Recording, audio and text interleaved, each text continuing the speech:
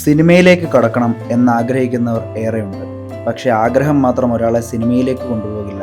ഈ മേഖലയിൽ ആദ്യമായി കാൽവെക്കാൻ നിൽക്കുന്ന പലരുടെയും ഉള്ളിൽ ഒരേ ചോദ്യങ്ങളാണ്.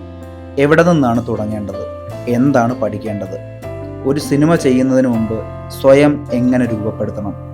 അത്തരത്തിലുള്ള ചോദ്യങ്ങൾക്ക് ചിലപ്പോൾ മറുപടി കിട്ടുന്നത് ഉപദേശങ്ങളിൽ നിന്നല്ല, അനുഭവങ്ങളിൽ നിന്നാണ്. അതുകൊണ്ടാണ് ചില സംഭാഷണങ്ങൾ ഇൻ്റർവ്യൂകളേക്കാൾ വലിയ അർത്ഥം നേടുന്നത്. സിനിമയെ സ്നേഹിക്കുന്നവർക്കും സിനിമ ചെയ്യാൻ ആഗ്രഹിക്കുന്നവർക്കുമായി ഇന്നത്തെ ഈ സംഭാഷണം from the master director Blessy sir.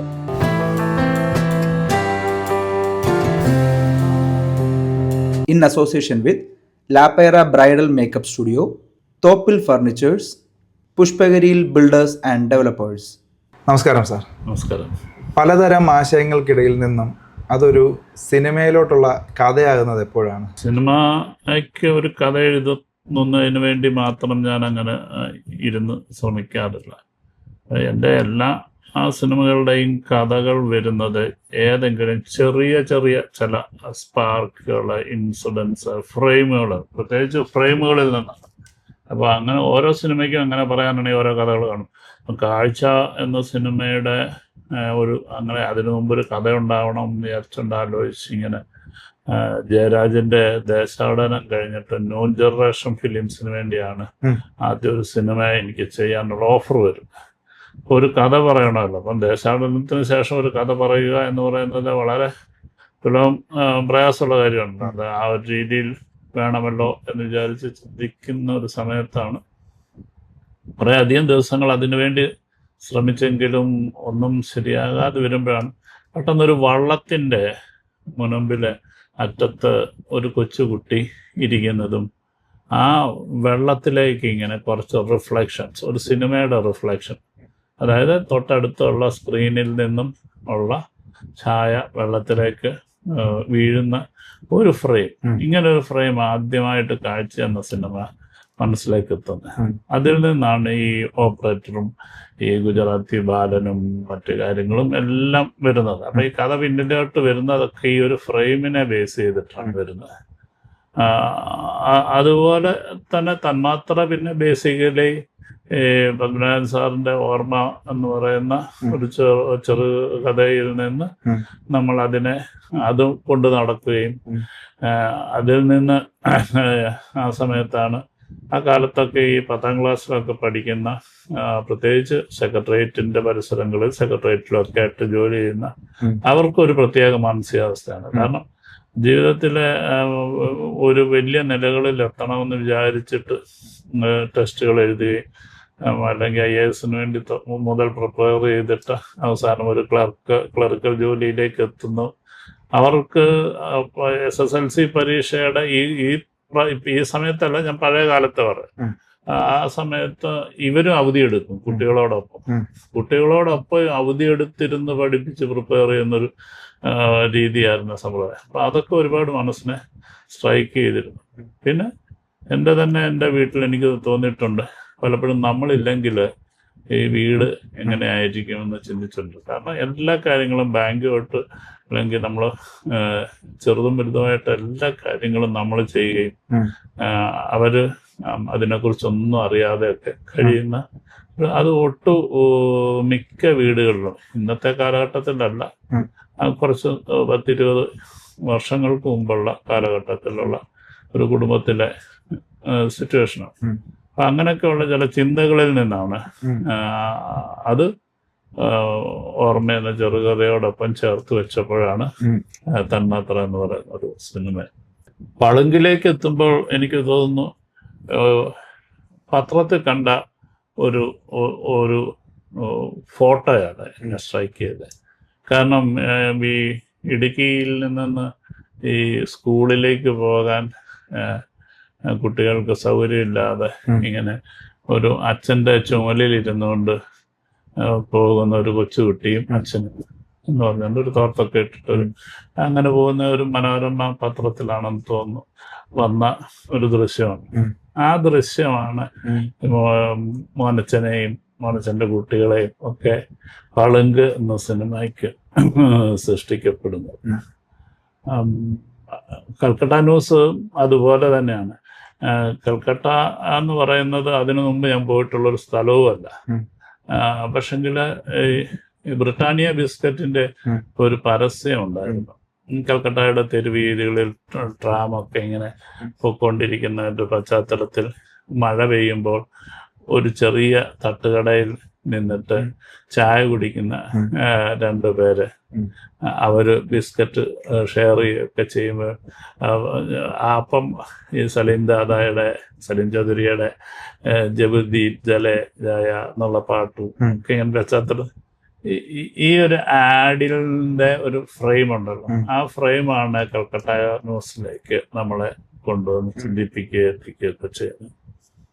അതുപോലെ ആണ് ഭ്രമരം എന്ന് പറയുന്ന സിനിമയ്ക്ക് വേണ്ടി എനിക്ക് തോന്നുന്നു ഞാൻ ഏറെ നാള് ഞാനിങ്ങനെ തിരുവല്ല PWD ഗസ്റ്റ് ഹൗസിൽ ഇങ്ങനെ തനിച്ചിരിക്കുകയും ഇങ്ങനെ അവൻ പ്രൊഡ്യൂസർ രാജമല്ലെത്തി ചോദിക്കും എന്തായി കഥ വല്ലതും ആയോ?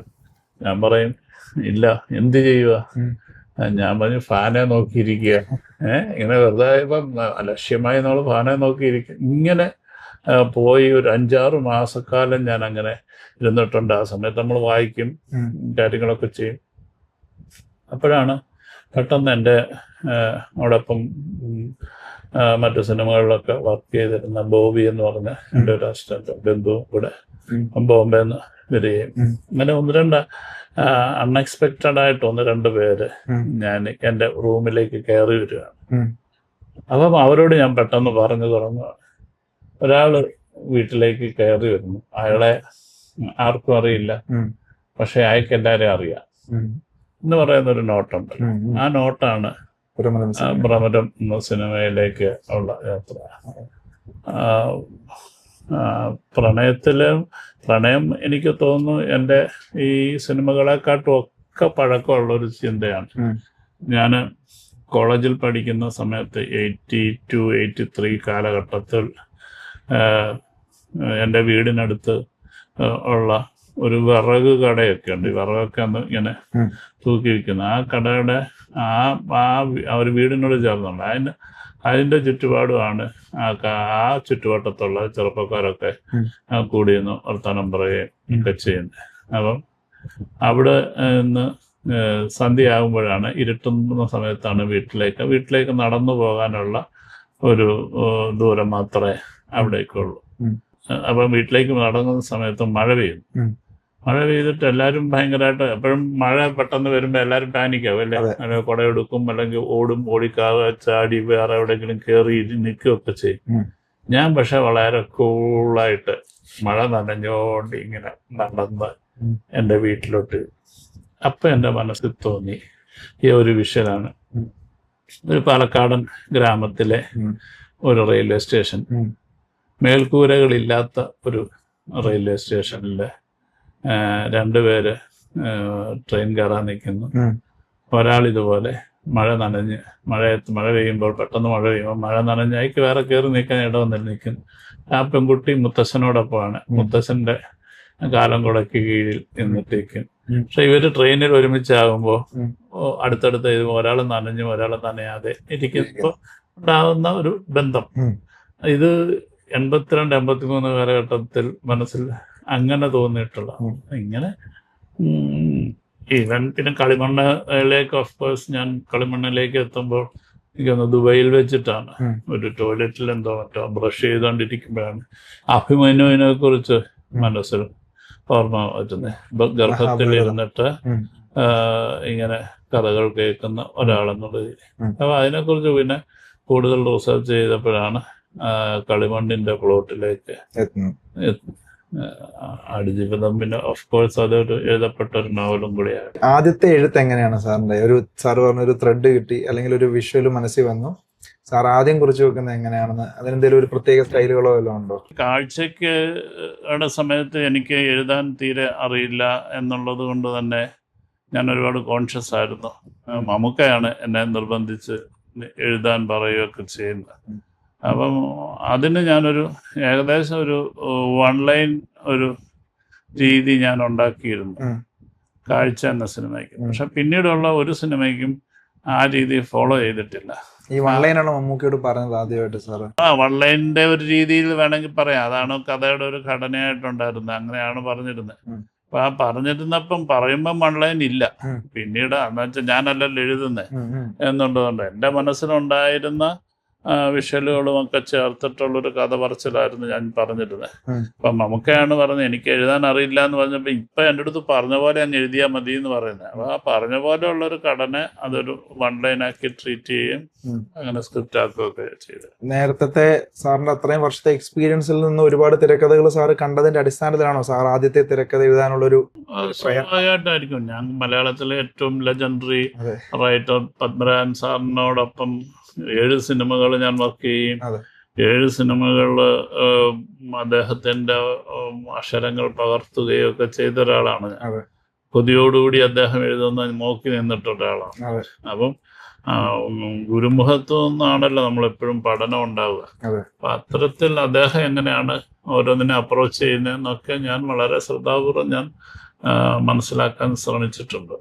ആദ്യത്തെ കാലഘട്ടത്തിൽ സാറിന്റെ ഒരു ഇന്റർവ്യൂവിൽ ഞാൻ കണ്ടതാണ്, ചെടിച്ചട്ടി എടുത്തു വെച്ച് മലയാള സിനിമയിലോട്ട് കയറി വന്ന ഒരാളെന്നാണ് സാർ അതിനെ വിശേഷിപ്പിക്കുന്നത്. അതിനുശേഷം എപ്പോഴായിരുന്നു സാറിന് ഈ തിരക്കഥയുമായിട്ടുള്ള ഒരു ആക്സസ്, അതായത് പത്മരാജൻ സാറിനെ പോലുള്ള ലെജൻസിന്റെ തിരക്കഥയൊക്കെ സാറിന് റെഫർ ചെയ്യാനുള്ള ഒരു അവസരം കിട്ടിയത് എപ്പോഴാണ്? ഈ 86 കാലഘട്ടങ്ങളിൽ നമുക്ക് ഓർക്കാൻ മന്ത്രിത്വങ്ങളിലൊക്കെ വർക്ക് ചെയ്യുന്ന സമയത്തുമൊക്കെ മലയാള സാഹിത്യം വളരെയധികം സമ്പുഷ്ടമായ ഒരു കാലഘട്ടത്തിലായിരുന്നു. അപ്പൊ എൻ്റെ കോളേജ് കാലഘട്ടങ്ങള് എന്നൊക്കെ പറയുന്നത് ഒ വി വിജയനും എം മുകുന്ദനും ആനന്ദും ഒക്കെ അങ്ങനെ ശ്രീരാധാകൃഷ്ണനും അങ്ങനെ ഒരുപാട് പുന്നത്തിൽ കുഞ്ഞുപിള്ളയും അങ്ങനെ ഒരുപാട് വായന വളരെയധികം നന്നായിട്ട് നടന്നിരുന്ന ഒരു കാലഘട്ടം കൂടിയായിരുന്നു പി പത്മരാജനും ഒക്കെ. അപ്പൊ അതുകൊണ്ട് തന്നെ എനിക്ക് അദ്ദേഹത്തിന് പത്മരാജൻ സാറിനെ അടുത്ത് നമുക്ക് കൂടുതൽ സംസാരിക്കാൻ പറ്റുന്ന ഇടങ്ങളിലൊക്കെ ഞാനും സാഹിത്യത്തിനെ കുറിച്ച് പ്രത്യേകിച്ച് ആ കാലത്ത് ഇപ്പോഴും ഞാൻ ഓർക്കുന്നുണ്ട്, കലാകൗമുദിയിൽ ആഴ്ചയറുതി എന്ന് പറഞ്ഞൊരു കഥ എഴുതി വന്നപ്പോൾ നമ്മൾ അതിനെക്കുറിച്ച് പറയുകയും അതിൻ്റെ വിമർശനങ്ങളും കാര്യങ്ങളൊക്കെ സംസാരിക്കുക. അപ്പൊ അതുകൊണ്ട് തന്നെ അദ്ദേഹത്തിന് ഒരു സിനിമ പഠിക്കാൻ വേണ്ടി വന്നൊരു വിദ്യാർത്ഥി എന്നുള്ളതിനേക്കാൾ ഉപരി ഇതിനെയൊക്കെ വളരെ സീരിയസ് ആയിട്ട് കാണുന്ന ഒരാളെന്നുള്ള ഒരു പരിഗണന പലപ്പോഴും എനിക്ക് കിട്ടിയിട്ടുണ്ട്. ഒരു കഥ തിരക്കഥയാകുന്നത് എങ്ങനെയാണ് ഞാൻ ഉദ്ദേശിച്ചത്, അതിന്റെ ഡെപ്ത് കൊടുക്കണം, ഇത്ര ഡെപ്ത് ഒരു കഥാപാത്രത്തിന് കൊടുക്കണം എന്ന് സാറ് തീരുമാനിക്കുന്നത് എപ്പോഴാണ്? അത് അങ്ങനെ ഒരു പ്രത്യേകിച്ച് ഒരു അളവിലും തൂക്കത്തിലും ചെയ്യുന്ന ഒരു പരിപാടിയല്ല. അപ്പൊ എന്നെ സംബന്ധിച്ചിടത്തോളം കഥ എന്ന് പറയുമ്പോൾ അത് എങ്ങനെയാണ് പറയേണ്ടതെന്നുള്ളതിനെ കുറിച്ചൊക്കെ മനസ്സിൽ ഞാൻ പലപ്പോഴും എഴുതാനായിട്ട് പോകുന്നതിന് മുമ്പ് ഒരു മുന്നൊരുക്കവും ഇല്ലാതാണ് ഞാൻ എഴുതാറ്. കാരണം രാത്രിയിൽ നേരത്തെ കിടക്കുകയും ഒരുപാട് നേരത്തെ പുലർച്ചെ എഴുന്നേൽക്കുകയും ആണ് ഈ എഴുത്തിൻ്റെ സമയത്ത് ചെയ്യുക. അപ്പം രാത്രി ഒരു 9 മണിക്കോ 9:30 ഒക്കെ കിടക്കുമെന്നുണ്ടെങ്കിൽ ആ സമയത്ത് കാലത്ത് എഴുന്നേറ്റ് എഴുതേണ്ടതിനെ കുറിച്ച് യാതൊന്നും ചിന്തിച്ചിട്ടുണ്ടാവില്ല. പക്ഷെങ്കിൽ കാലത്ത് വെളുപ്പിനെ ഒരു 3 മണി 4 മണിക്കൊക്കെ എഴുന്നേറ്റ് ഇരുന്ന് എഴുതുമ്പോൾ സംഭവിക്കുന്ന അത്ഭുതമാണ് എനിക്കും ഈ കഥ എഴുത്തെന്ന് പറയുന്നത്. അത് ഒരു ഈ കഥയെഴുത്തിലൂടെ കഥ എഴുതാൻ സാധിക്കുന്നു എന്നുള്ളൊരു തിരിച്ചറിവ് ഉണ്ടായപ്പോഴാണ് ഞാൻ ഈശ്വരനിലേക്ക് കൂടുതൽ വിശ്വസിച്ചതെന്ന് വേണമെങ്കിൽ പറയാം. എഴുത്തിന് പ്രത്യേകിച്ച് നിയതമായ രീതികളോ അല്ലെങ്കിൽ നമ്മൾ പുലർത്തുന്ന ബോധപൂർവമായ ശ്രമങ്ങളോ ഒന്നും ഉണ്ടാകുന്നില്ല. ഞാൻ നേരത്തെ പറഞ്ഞതിൻ്റെ തൊട്ട് എഴുത്ത് എനിക്ക് എപ്പോഴും എന്നെ സംബന്ധിച്ചിടത്തോളം ഒരു അത്ഭുതം തന്നെയാണ് എനിക്ക് എഴുത്ത്. കാരണം അതിനൊക്കെ എനിക്ക് വലിയൊരു എൻ്റെ ഒരു ഗുരുത്വം എന്നെ പിന്തുടരുന്നുണ്ട് എന്ന് വിശ്വസിക്കുന്ന ഒരാളാണ് ഞാൻ. പക്ഷെങ്കിൽ നമ്മൾ എഴുത്തിൻ്റെ ഘട്ടത്തിൽ നമുക്ക് ചുറ്റുപാടും ഒരുപാട് കാര്യങ്ങൾ നമുക്ക് സംസാരിക്കാനായിട്ടുണ്ടാകും. അതിനെയൊക്കെ നമ്മൾ എങ്ങനെ കൊണ്ടുവരുന്നു എന്നുള്ളത് അനുസരിച്ചാണ് എഴുത്ത് കൂടുതൽ മെച്ചമാകുന്നത്. അപ്പം നമുക്ക് ഒരു ഒന്നും ആരോടും നമുക്ക് ഡയറക്റ്റായിട്ടൊന്നും സംസാരിച്ചു കഴിഞ്ഞാൽ ആർക്കും ഇഷ്ടപ്പെടത്തില്ല. അപ്പം അതിൻ്റെ ഓരോ സീനിനും എന്തെങ്കിലും പ്രത്യേകത ഉണ്ടാവണം, അല്ലെങ്കിൽ അതിലൂടെ എന്തെങ്കിലും നമുക്കൊരു കമ്മ്യൂണിക്കേറ്റ് ചെയ്യപ്പെടണം, ഒരു ക്യൂരിയോസിറ്റി ഉണ്ടാകണം, അല്ലെങ്കിൽ അതിനൊരു വളർച്ച ഉണ്ടാവണം. ചില വിഷയങ്ങൾ നമ്മൾ എങ്ങനെയാണ് അവതരിപ്പിക്കുക എന്ന് തോന്നും. ഇപ്പോൾ ഉദാഹരണത്തിന് പറഞ്ഞു കഴിഞ്ഞാൽ പ്രണയം എന്ന സിനിമയിൽ 3 പേര് ഒരുമിച്ച് ആദ്യമായിട്ട് കാണുന്നു. ഒരു സ്ത്രീയുടെ ആദ്യ ഭർത്താവും ഇപ്പോൾ കൂടെ ജീവിക്കുന്ന ഒരാളും. ഇവർക്ക് തമ്മിൽ 3 പേർ ഒരുമിച്ച് കാണും. ഇവർക്ക് തമ്മിൽ എന്തായിരിക്കും സംസാരിക്കുക? ഇതൊരു വലിയൊരു വൈകാരികമായ ഒരു വിഷയമാണ്. എന്താ വെച്ചാൽ ആണോ എന്ന് ചോദിക്കാൻ പറ്റുമോ? ഇവർക്കറിയാവുന്ന കാര്യങ്ങളെക്കുറിച്ച് സാധാരണ പലപ്പോഴും പല തിരക്കഥകളിലും കണ്ടിട്ടുള്ള, ഇപ്പം നമ്മൾ രണ്ടുപേരും ഏത് നാട്ടുകാരാ അല്ലെങ്കിൽ ഏതാന്ന് നമുക്ക് പരസ്പരം അറിയാം. പക്ഷെ മൂന്നാമത് നിൽക്കുന്ന ആൾക്ക് അറിയാൻ വേണ്ടി നമ്മൾ അതിനെക്കുറിച്ച് നമ്മുടെ തന്നെ കഥ പറയുന്ന, ഇപ്പം ഭാര്യയും ഭർത്താവും പോലും അവർക്കറിയുന്ന അവരുടെ ജീവിതത്തിലുള്ള കാര്യങ്ങൾ വേറൊരാൾക്ക് അറിയാൻ വേണ്ടി സംസാരിക്കാമെന്ന് കാണാറുണ്ട്. അപ്പം ഇത് ഈ 3 പേർ തമ്മിൽ എന്ത് സംസാരിക്കും? എന്നെ സംബന്ധിച്ചിടത്തോളം വലിയൊരു വെല്ലുവിളിയായിരുന്നു. ഞാൻ ആലോചിച്ചു, ഞാൻ എൻ്റെ 1-2 സുഹൃത്തുക്കളുടെ അടുത്ത്, അല്ലാതൊക്കെ ഫിലോസഫിയൊക്കെ കൈകാര്യം ചെയ്യുന്ന ആൾക്കാരുടെ അടുത്ത് എന്തായിരിക്കും ഇവർ സംസാരിക്കുന്നത്? അപ്പം വലിയൊരു പ്രത്യേകിച്ച് ഈ ജീവിതത്തിൻ്റെ സായാഹ്നത്തിലേക്ക് നിൽക്കുന്ന ആൾക്കാർ, ചെറുപ്പക്കാരൊക്കെ ആണെന്നുണ്ടെങ്കിൽ പലതും പറയാം. ഇപ്പം ഫുട്ബോൾ മാച്ചിനെ കുറിച്ച് പറയാം, വേറെന്തെങ്കിലും പറയാം, അങ്ങനെയൊക്കെ പലതും പറയാം. അപ്പം അങ്ങനെ നിൽക്കുന്ന ഒരു മാനസികാവസ്ഥ, അതിലേക്ക് നമ്മൾ സഞ്ചരിക്കുകയും ആ മാനസികാവസ്ഥ എങ്ങനെയായിരിക്കും നമ്മൾ ഹാൻഡിൽ ചെയ്യുക? അപ്പോൾ ഹാൻഡിൽ ചെയ്യാനായിട്ടുള്ള ഉത്തരവാദിത്വം അച്യുതമേനോനാണ്, അല്ലെങ്കിൽ ഈ അനുപം ഖേറിൻ്റെ ക്യാരക്ടറിനാണ്. കാരണം മറ്റവർ രണ്ടുപേരും കൂടെ ഒരാളായിട്ടാണല്ലോ ഒരു രീതി നിൽക്കുന്നത്. അതെ, പാർട്ട്നേഴ്സാണ്. അപ്പം അദ്ദേഹം നമ്മൾ പലപ്പോഴും വെള്ളത്തിലോട്ടൊക്കെ കല്ലെറിയുന്ന എപ്പോഴങ്ങനെ അല്ലേ? ഇതൊരു സിറ്റുവേഷനാണ് നമ്മുടെ ലൈഫിൽ കണ്ടിട്ടുള്ളൊരു സിറ്റുവേഷൻ. നമ്മൾ അലസമായി ചില കാര്യങ്ങൾ എന്ന് പറഞ്ഞ പോലെ അവിടെ കിടന്നൊരു കക്കയെടുത്ത് വലിച്ചെറിയും. എറിഞ്ഞു കഴിഞ്ഞിട്ട് രണ്ടാമത്തെ കക്ക എറിയുമ്പോൾ അയാൾ അത് വീണ് കഴിയുമ്പോൾ പറയും, കണ്ടോ, ആദ്യം എറിഞ്ഞതിനേക്കാൾ ദൂരെ രണ്ടാമത്തെ പോയി. അതെന്താണ് കാരണമെന്നറിയാമോ? രണ്ടാമത് എറിഞ്ഞതിന് ആദ്യത്തേനേക്കാൾ കൂടുതൽ മുന്നേ പോകണമെന്നുള്ള ഒരു ലക്ഷ്യം ഉണ്ടായിരുന്നു എന്ന് പറഞ്ഞതിൻ്റെ തൊട്ട് ഒന്നുമായി ബന്ധപ്പെടാത്ത ഒരു വിഷയത്തിലേക്ക് ഇങ്ങനെ എന്ന് പറയുന്നത്. അപ്പോൾ ഇത്തരം കാര്യങ്ങൾ നമ്മൾ ചുറ്റുപാടുകളിൽ നിന്നാണ്. അപ്പം ചുറ്റുപാടുകളിൽ അവിടെ വേറൊന്നുമില്ല, കക്കയൊക്കെ മാത്രമേ ഉള്ളൂ കിട്ടാനുള്ള കാര്യങ്ങൾ. അപ്പം അങ്ങനെ ഒരുപാട് സീക്വൻസുകൾ ആ സിനിമയിലുണ്ട്. എന്ന് വെച്ച് കഴിഞ്ഞാൽ ഇവർ ഇതിന് ശേഷം തിരിച്ച് ലിഫ്റ്റിലേക്ക് കയറുമ്പോൾ അപ്പോഴുമൊക്കെ എനിക്ക് ഇവരുടെ വിഷയം ഭയങ്കരമായ വളരെ കോംപ്ലിക്കേറ്റഡ് ആയിരുന്നു എൻ്റെ മനസ്സിൽ. അപ്പം നമ്മൾ ബ്ലഫ് ചെയ്യുക എന്ന് പറയും, അല്ലെന്നുണ്ടെങ്കിൽ ഒഴിഞ്ഞു മാറാൻ വേണ്ടി പറയുന്ന പോലെ പറയും, പല കാര്യങ്ങൾ പറയും. അപ്പോഴാണ് എന്താണ് പറയുന്നത്, അപ്പോൾ അറിയാതെ എങ്ങനെയോ മനസ്സിലേക്ക് വന്നു കയറി ഒരു ബട്ടർഫ്ലൈ. അപ്പോൾ ആ ബട്ടർഫ്ലൈയെ കുറിച്ച് അവർ സംസാരിക്കാൻ തുടങ്ങി. അപ്പോൾ അത് കഴിഞ്ഞിട്ട് അപ്പോൾ അതൊന്നും ഒരു അർത്ഥമില്ലാത്തതാണ്. പക്ഷേ അതിൻ്റെ പോയിൻ്റ് എവിടെയാണ് വരുന്നതെന്ന് പറഞ്ഞു കഴിഞ്ഞാൽ, ഇതിൽ മാത്യൂസും ആലീസും കൂടെ ഇറങ്ങിപ്പോയി കഴിയുമ്പോൾ മേനോൻ്റെ അടുത്ത്, മേനോനെ അതിനെ പുറത്തിറക്കിയിട്ടോ വാതിലടയ്ക്കാവൂ എന്ന് പറയാം.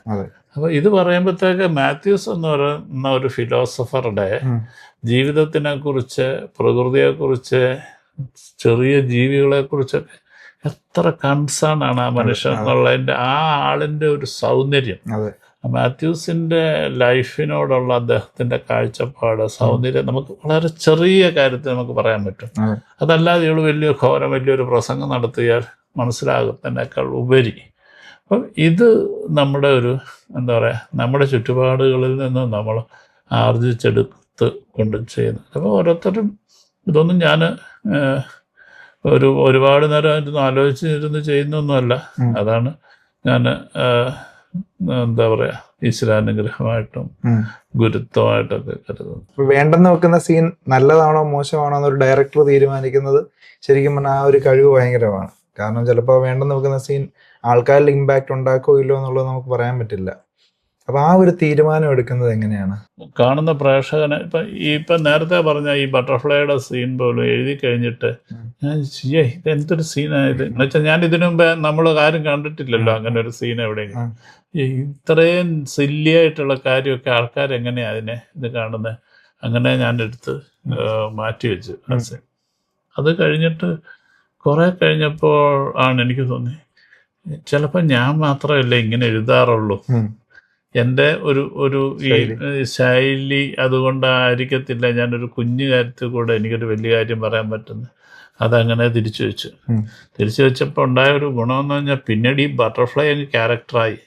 അവര് മക്കളുമായിട്ട് വഴക്കുണ്ടാക്കി തനിച്ചായി കിടക്കുമ്പോൾ, അവരുടെ പ്രയാസങ്ങളിലും വിഷമിക്കുമ്പം ഒരു ബട്ടർഫ്ലൈ ഇങ്ങനെ ജനലിൽ കൂടെ ഇങ്ങനെ കയറി വരുന്നതും, അവരുടെ ഇങ്ങനെ ഇത് മ്യൂസിക്കലി ഒരു മ്യൂസിക് നോട്ട് ഉണ്ടാകുന്നതും, അവർ പെട്ടെന്ന് അറിയാതെ അവരുടെ ഉള്ളിലേക്ക് ഒരു ഹാപ്പിനെസ് ഉണ്ടാകുന്നു. ഇത് ലൈഫിൽ സങ്കീർണതകളാണ്. വളരെ ഒരു ചെറിയ കാര്യങ്ങളിലെല്ലാം ജീവിതത്തിനെ നമ്മൾ മനോഹരമാക്കേണ്ട നിമിഷങ്ങൾ. അതിലാ സൗന്ദര്യം എന്ന് പറയുന്നത്. ആ ഒരു സൗന്ദര്യം ഇത് മറ്റിടത്തു നിന്ന് ഞാൻ അതിനെ വിട്ടിരുന്നെങ്കിൽ പിന്നീട് വീണ്ടും ഇതിന്റെ ആലീസിന്റെ മരണത്തിന് ശേഷം ഇവർ രണ്ടുപേരും കൂടെ അവിടെ വയ്ക്കുമ്പോൾ ഒരു ബട്ടർഫ്ലൈ. അപ്പം ഈ ഞാനിപ്പോ ഉദാഹരണം പറയുകയാണെങ്കിൽ, മയ്യഴിപ്പുഴയുടെ തീരങ്ങളിലെ അവസാനത്തെ വാക്കുകള് വെള്ളിയാങ്കല്ലിലെ തുമ്പികൾ പാറി നടന്നു എന്നുള്ളതാണ് എൻ്റെ ഒരു മുഴുവൻ വാക്ക് ഞാൻ ഓർക്കുന്നില്ല. പാറി നടന്നു, അത് പണ്ട് വായിച്ചതിൻ്റെ ഓർമ്മയിൽ പറയുന്ന. അപ്പൊ ഇതത്ര ശക്തമായി എൻ്റെ മനസ്സിലേക്ക് എടുക്കുന്നു. ഒരു സാഹിത്യത്തിന് കഴിയുന്ന ഒരു കാര്യമാണ് വെള്ളിയാങ്കല്ലിലെ തുമ്പികൾ പാറി നടന്നു എന്ന് പറയുന്നത്. അപ്പം എന്ന് പറഞ്ഞ പോലെ ഈ ബട്ടർഫ്ലൈയിൽ കൂടെ, സിനിമയിലൂടെ നമുക്ക് കവിത ഉണ്ടാക്കാൻ പറ്റുന്ന ഒരു രീതിയാണ്. അപ്പോൾ അത് ഓരോരുത്തരുടെയും എഴുത്തിൻ്റെ അപ്രോച്ചാണ്. അതുകൊണ്ട് തന്നെയാണ് ഇമോഷൻസിനെ, അല്ലെങ്കിൽ ആർദ്രതയെ, സ്നേഹത്തിനെ, പ്രണയത്തിനെയൊക്കെ എനിക്ക് കൈകാര്യം ചെയ്യുമ്പോൾ അതിന് കൂടുതൽ ഡീറ്റെയിലിംഗ് നനവുണ്ടാവും, നമുക്ക് സ്പർശിക്കുന്നു. ഒരു സീൻ ഇമോഷണലി കണക്ട് ആവുമെന്ന് സാറിന് തോന്നുന്നത് എപ്പോഴാണ്? എഴുതുമ്പോൾ തന്നെ നമുക്ക് നമ്മളൊക്കെ അത് ഫീൽ ചെയ്യണം. ഇപ്പം ഞാൻ പറഞ്ഞു ചിലടത്ത് പറയാറുണ്ട്, ഇപ്പം തന്മാത്രയിൽ പല സീക്വൻസുകൾ നമ്മൾ എഴുതുമ്പോൾ നമ്മളും അറിയാതെ കരഞ്ഞിട്ടാണ് നമ്മൾ എഴുതുക.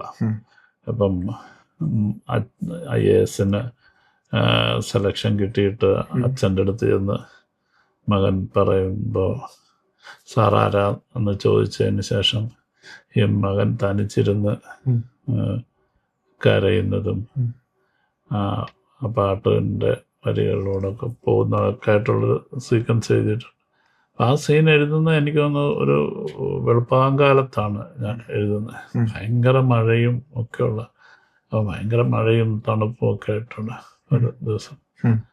അപ്പം അത് എഴുതുമ്പോൾ നമ്മുടെ ഉള്ളിൽ അറിയാതെ, അപ്പം ആ പാട്ടായിട്ടില്ല, നമ്മൾ പാട്ട് കമ്പോസ് ചെയ്തിട്ടില്ല, പക്ഷെങ്കിൽ നമ്മളെ അത്രയധികം ഇമോഷണലി നമ്മളും അതിൽ ആ ഒരു മനു എന്ന് പറയുന്ന ആള് അനുഭവിക്കുന്ന വേദന നമുക്ക് ഉൾക്കൊള്ളാൻ കഴിയുന്ന തരത്തിലാകണം. അപ്പോഴാണ് നമുക്ക് ആ രീതിയിൽ നമുക്ക് പ്രേക്ഷകരിലേക്ക് കൃത്യമായി കാര്യങ്ങൾ എഴുതി വെച്ച് ചെയ്യാൻ പറ്റത്തുള്ളൂ. അപ്പം അത് ഞാൻ മാത്രമല്ല, ഇപ്പം ലോഹിയേട്ടനെ ഒക്കെ എഴുതുന്നത് കണ്ടു കഴിഞ്ഞാൽ ലോഹിയേട്ടൻ തലയിലൊരു തോർത്ത് വെച്ചിട്ട് വരിഞ്ഞ് കെട്ടിയിട്ട് അദ്ദേഹം ഡയലോഗൊക്കെ പറഞ്ഞുകൊണ്ട് പുറത്തു നിന്ന് ആരെങ്കിലും ശ്രദ്ധിച്ചു കഴിഞ്ഞാൽ ഒരു ഭ്രാന്തനൊരു മുറിക്കാതിരിക്കുന്നതായിട്ട് തോന്നത്തുള്ളൂ, തന്നെ കോർത്താനൊക്കെ പറഞ്ഞിട്ട്.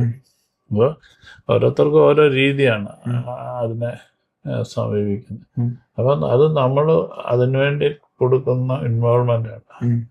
ആ ഇൻവോൾവ്മെൻ്റ് എത്രത്തോളം കൂടുന്നോ അതിൻ്റെ അനുസരിച്ച് കഥാപാത്രങ്ങളുടെ വ്യാപ്തിയും കൂടും. തന്മാത്രയിലെ ഈ കഥാപാത്രങ്ങൾ പോലെ സാറിനെ വളരെയധികം ടച്ച് ചെയ്ത, അതായത് എഴുതിയപ്പോൾ തന്നെ സങ്കടം ഉണ്ടായ, കരച്ചിലുണ്ടായ, അല്ലെ ചിരി വന്ന വേറെ എന്തെങ്കിലും ഒരു അനുഭവം ഉണ്ടോ സാറിന്? എനിക്ക് ഏറ്റവും അധികം, ഞാനിപ്പോൾ 8 സിനിമകളോ എഴുതിയിട്ടുള്ളൂ, ഏറ്റവും അധികം എന്നെ ഇപ്പോഴും പ്രയാസപ്പെടുത്തുന്ന, വേദനിപ്പിക്കുന്ന ഒരു കഥാപാത്രം ഭ്രമരത്തിലെ ശിവൻകുട്ടി. ശിവൻകുട്ടിയുടെ ഒരു ദാരുണമായ ജീവിതം എന്ന് പറയുന്നത് എന്നും എന്നെ പ്രയാസപ്പെടുത്തിയിട്ടാണ്. എന്നുവെച്ചാൽ ഒരു തെറ്റും ചെയ്യാത്ത ഒരാൾ, സാഹചര്യങ്ങളൊക്കെ അയാൾക്ക് വിപരീതമാവുകയും എല്ലാ തെറ്റുകളും അയാൾ ഏറ്റെടുക്കുകയും ജീവിതം നഷ്ടപ്പെടുകയൊക്കെ ചെയ്യുന്നൊരു മനുഷ്യൻ. അയാൾ സ്വാഭാവികമായിട്ട് സാധാരണ ആൾക്കാരെ പോലെ തന്നെ പ്രതികാരം ചെയ്യണം എന്ന് വിചാരിച്ച് തന്നെ പ്ലാൻ ചെയ്ത് കൊണ്ടുവരുന്ന ഒരു ബുദ്ധി ഉപയോഗിച്ച് പ്ലാൻ ചെയ്ത് കൊണ്ടുവരുന്നൊരു മനുഷ്യനാണ്. പക്ഷേ ഒരു നിമിഷത്തിൽ അയാളുടെ കുടുംബത്തിനെ ഓർക്കുന്നു. ഒരു ചെറിയ ഒരു പട്ടിക്കുഞ്ഞിൻ്റെ കരച്ചിലിൽ നിന്നാണ്. അപ്പം ഇത് മനുഷ്യൻ്റെ ജീവിതത്തിൽ എപ്പോഴും സംഭവിക്കാറുള്ള, പലപ്പോഴും ഒരാൾ ആത്മഹത്യ ചെയ്യാനായിട്ട് തുടങ്ങുന്ന നിമിഷം വരുന്ന ഒരു ഫോൺ കോളായിരിക്കാം അയാളുടെ, വേറൊരു ശബ്ദമായിരിക്കാം അയാളെ മാറ്റപ്പെടും എന്ന് പറഞ്ഞ് എൻ്റെ തൊട്ട് അയാൾ പറയുന്നുണ്ട്, അടുത്ത നിമിഷം ഞാൻ എന്താ ചെയ്യുക എന്ന് എനിക്ക് തന്നെ അറിയത്തില്ല, അപ്പോൾ അതിന് മുമ്പ് എവിടെയെങ്കിലും പോയി രക്ഷപ്പെടുക. അത് ഒരു കൊലപാതകത്തിന് വേണ്ടി കൊണ്ടുവന്ന ആൾക്കാരെ വിട്ടുകൊടുക്കുക എന്ന് പറയുന്നത് എനിക്ക് തോന്നുന്നു ആ സമയത്ത് സിവിക് ചന്ദ്രനൊക്കെ ലോക സിനിമയിൽ തന്നെ അങ്ങനെ ഒരു ക്ലൈമാക്സ് ഉണ്ടായിട്ടുണ്ടായില്ല. കാരണം അപ്പോൾ അതാണ് ഒരു മനുഷ്യരിലൊക്കെ കാണുന്ന ഒരുപാട് നന്മകളുടെ അംശങ്ങളുണ്ട്. അതൊരു കൊലപാതകം ചെയ്യാൻ ശ്രമിക്കുന്ന പ്ലാൻ ചെയ്യുന്ന ഒരാളിലും ഉണ്ടാകും, കള്ളനിലും ഉണ്ടാകും, മറ്റു മോശമെന്ന് കരുതുന്ന ആൾക്കാരിലും ഒക്കെ ഉണ്ടാകും. മനുഷ്യരാണ്. അപ്പോൾ മനുഷ്യരെ മതിക്കുന്ന തരത്തിലുള്ള ഒരുപാട് ഇമോഷൻസ് ഉണ്ട്. അത് കണ്ടെത്തുന്നതാണ് കലാകാരൻ്റെ ഒരു ജോലി എന്ന് പറയുന്നത്. അതെ സാറ് ഈ എഴുത്തിലൂടെ ഇതുപോലെ ഇമോഷണലി അല്ലെങ്കിൽ ടെക്നിക്കലി ആയിക്കോട്ടെ സാറ് കൺവേ ചെയ്യുന്ന കാര്യങ്ങൾ വിഷ്വലി സാറിനത് പൂർണ്ണതയിൽ എത്തിക്കാതിരിക്കുന്ന സാഹചര്യങ്ങൾ എന്തെങ്കിലും ഉണ്ടായിട്ടുണ്ടോ? അതായത് കോംപ്രമൈസ് ചെയ്യേണ്ട ഒരു സാഹചര്യം സാറിന് എപ്പോഴെങ്കിലും വന്നിട്ടുണ്ടോ ഏതെങ്കിലും സിനിമകളുടെ? ഇല്ല, എനിക്ക് സാധാരണ ഞാനൊരു ഫിലിം മേക്കർ അല്ലെങ്കിൽ ഡയറക്ടർ എന്നുള്ള രീതിയിൽ ഞാൻ ജോലി ചെയ്യുകയും അതിനുവേണ്ടി പഠിക്കുകയൊക്കെ ചെയ്തതിന് ശേഷം അറിയാതാണ് എഴുത്ത് പിന്നീട് വരുന്നത്. അപ്പം അതുകൊണ്ട് തന്നെ ഞാൻ എൻ്റെ എഴുത്തുകളിലൊക്കെയും അത്തരത്തിലുള്ള രീതിയിലായിരിക്കും. ഇപ്പം ഉദാഹരണം പറഞ്ഞു കഴിഞ്ഞാൽ, കാഴ്ചയിൽ തെങ്ങിന് മുകളിൽ ഇരിക്കുന്ന ഒരാളും താഴെ വഞ്ചിയിലൂടെ പോകുന്നവരും തമ്മിലുള്ള കമ്മ്യൂണിക്കേഷൻ ഉണ്ട്. അപ്പം ഇതൊരു ടെക്നിക്കൽ തിങ് ആണ്. എന്നുവെച്ചാൽ ഇവരെ രണ്ടുപേരും കൂടെ ഉൾപ്പെടുത്തിക്കൊണ്ടുള്ള ഒരു ഷോട്ട് എടുക്കുക എന്ന് പറയുന്നത് അല്പം പ്രയാസമുള്ള കാര്യമാണ്. അപ്പം ഇതിനെക്കുറിച്ച് സാങ്കേതികമായി അറിയുന്ന ഒരാൾക്കാണ് കൂടുതൽ അതിനെ അങ്ങനെ നമുക്ക് കമ്മ്യൂണിക്കേറ്റ് ചെയ്യിക്കാനും ഒക്കെ പറ്റത്തുള്ളൂ. അപ്പോൾ ഇങ്ങനെ ഇത്തരത്തിലുള്ള ഒരുപാട് സീക്വൻസുകൾ, ഇപ്പം ഭ്രമരത്തിലാണേലും അതിൻ്റെ ഒരു ജീപ്പിനുള്ളിലാണ് കുറേ അധികം സീക്വൻസുകൾ നടക്കുന്നത്. അപ്പം ആ ജീപ്പിൻ്റെ അകത്ത് വ്യത്യസ്തമായ ആംഗിളുകൾ സൃഷ്ടിക്കുക, കണ്ടെത്തുക എന്നൊക്കെ പറയുന്നത് നമ്മളെ എഴുത്തിൻ്റെ ഘട്ടത്തിൽ തന്നെ ഉണ്ട്. നമുക്ക് ഒരു സ്ക്രിപ്റ്റ് ആകുമ്പം തന്നെ അതെങ്ങനെ ഷൂട്ട് ചെയ്യണമെന്നുള്ളതിനെ കുറിച്ച് ധാരണയുണ്ട്.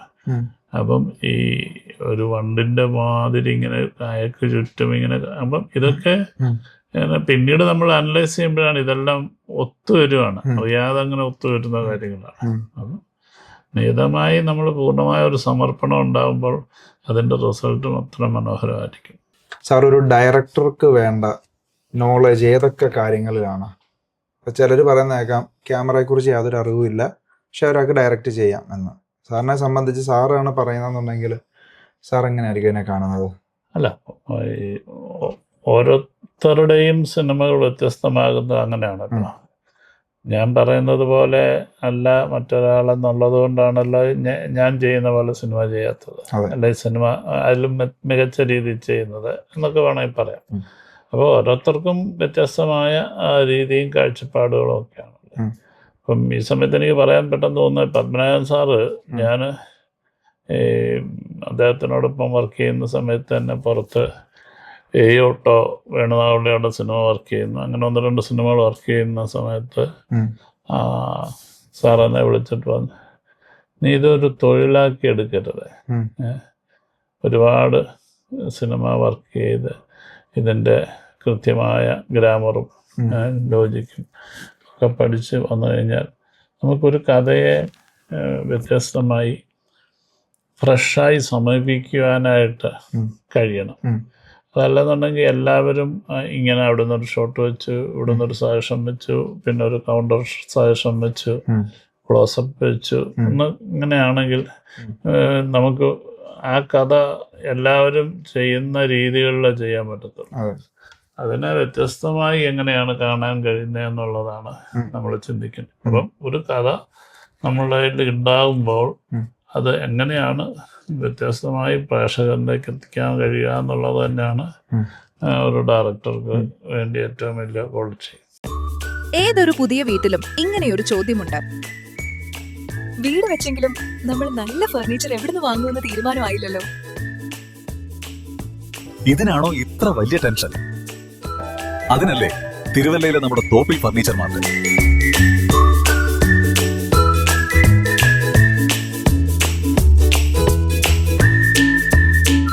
നിങ്ങളുടെ സ്വപ്ന ഭവനം യാഥാർത്ഥ്യമാകാൻ വേണ്ടി സന്ദർശിക്കൂ Thoppil furniture mart, Thiruvalla. Sir ഏതൊക്കെ കാര്യത്തിൽ ഇൻവോൾവ് ആവാറുണ്ട് യൂഷ്വലി? 18 വർഷക്കാലം അസിസ്റ്റന്റ് ഡയറക്ടറായിട്ട് ജോലി ചെയ്തുകൊണ്ട് ഒരുപ്പെട്ട ഈ അസിസ്റ്റന്റ് ഡയറക്ടറുടെ പണി തൊട്ട് എല്ലാ പണികൾക്കകത്ത് ഞാൻ ഇൻവോൾവ് ആവും. അതാണ് എൻ്റെ ഏറ്റവും വലിയ കുഴപ്പവും. എൻ്റെ കൂടെ വർക്ക് ചെയ്യാനുള്ള പ്രയാസവും ആൾക്കാർക്ക് അത് തന്നെയാണ്. കാരണം നമ്മൾക്ക് ഈ ഓരോന്നിനെക്കുറിച്ചും നമുക്ക് വ്യത്യസ്തമായ രീതികളുണ്ടാകും. അല്ലെങ്കിൽ നമ്മൾ ഇതിനെക്കുറിച്ച് കൺസീവ് ചെയ്യുന്ന സമയത്ത് തന്നെ ഇങ്ങനെ ഏകദേശം ഒരു കളർ ടോൺ ഇതായിരിക്കണം, അല്ലെങ്കിൽ ലൈറ്റിൻ്റെ മൂഡ് ഇങ്ങനെ ആയിരിക്കണം, ഇവിടെ ഇന്ന പ്രോപ്പർട്ടികൾ ഉണ്ടായിരിക്കണം എന്നുള്ളതിനെക്കുറിച്ചും ഒക്കെ ചില കാര്യത്തിൽ, എല്ലാത്തിലും അല്ല, നമുക്കൊരു സ്പെസിഫിക്കേഷൻസ് ഉണ്ടാകും. അപ്പോൾ അത് നമ്മളെ മനസ്സിലാക്കാവുന്ന രീതിയിൽ നമ്മൾ ഉപയോഗിക്കുന്ന രീതികളെ മനസ്സിലാക്കുന്ന ഇത് ഞാൻ ഇപ്പം ആടുജീവിതമൊക്കെ ഇപ്പോൾ ഓരോ സിനിമ കഴിയുമ്പോൾ നമ്മൾ കൂടുതൽ ഡെവലപ്പ് ചെയ്യുന്നുണ്ട്. ആടുജീവിതം സിനിമയൊക്കെ എൻ്റെ യൂണിറ്റിലുള്ള എല്ലാ ആൾക്കാർക്കും ഫുൾ ഷോട്ട് വരെ അറിയാം. കാരണം നമ്മൾ ഒരു 2 ആഴ്ച ക്യാമ്പ് ചെയ്തിട്ട് നമ്മളെ ചീഫ് ടെക്നീഷ്യൻസ് എല്ലാം ഇരുന്നിട്ട് നമ്മൾ സ്ക്രിപ്റ്റ് വായിക്കുകയും അതിങ്ങനെയാണ് ഷൂട്ട് ചെയ്യാൻ ഉദ്ദേശിക്കുന്നത്, ഇങ്ങനെയാണ് ഷോട്ട് എന്നുള്ള രീതിയിൽ. അപ്പം അത് സിനിമയെക്കുറിച്ച് എനിക്കറിയുന്ന പോലെ തന്നെ എങ്ങനെയാണ് നമ്മളിത് പ്രൊസീഡ് ചെയ്യേണ്ടതെന്നുള്ളത് യൂണിറ്റിലുള്ള എല്ലാവർക്കും മനസ്സിലാക്കി കൊടുത്തിട്ടാണ്. കാരണം പുറം രാജ്യത്ത് ചെയ്യുന്നൊരു സിനിമ, ഇതിനൊരുപാട് കണ്ടിന്യൂറ്റി ചെയ്യേണ്ട ആവശ്യമുള്ള സിനിമ, അങ്ങനെയൊക്കെ പല ഷെഡ്യൂളുകളാകുന്ന സിനിമ. അപ്പോൾ അങ്ങനെ ആ രീതിയിലാണ് അത് നമുക്ക് ഒരു ടീം വർക്ക് ഉണ്ടാക്കാൻ പറ്റിയിട്ടുള്ളത്.